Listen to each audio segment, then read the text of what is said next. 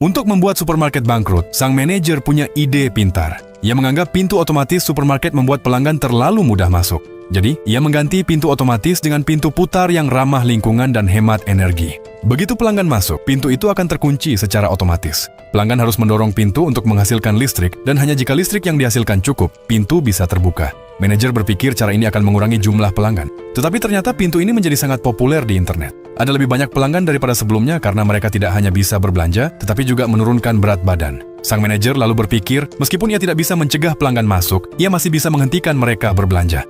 Maka ia sengaja memilih produk yang ditolak banyak orang dan menaikkan harga barang hingga 10 kali lipat. Namun di luar dugaan, penjual itu ternyata keturunan koki kerajaan kuno.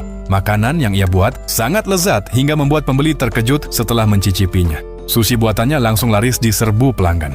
Sebagai tanda terima kasih kepada manajer, sang koki hanya menjual sushi buatannya di supermarket ini. Bahkan orang asing pun datang berbelanja satu persatu. Rencana manajer itu pun gagal lagi. Kali ini ia berpikir untuk memulai dari karyawan. Jadi dia membuat kamar tidur di kasir, agar karyawan bisa berbaring sambil melayani pembeli. Sang manajer yakin para karyawan akan bermalas-malasan. Tetapi ternyata, para karyawan justru merasa dihargai, sehingga mereka bekerja lebih giat. Hanya dalam 1 bulan, omset supermarket meningkat 10 kali lipat hingga meraup keuntungan 11 miliar rupiah. Sang manajer memutuskan untuk menghabiskan semua uang itu. Ia membeli sebidang tanah kosong dan mempekerjakan 100 siswa dengan upah 1 juta per hari untuk menanam sayuran khusus bagi supermarketnya. Suatu hari, sekelompok pelanggan datang ke ladang sayuran itu.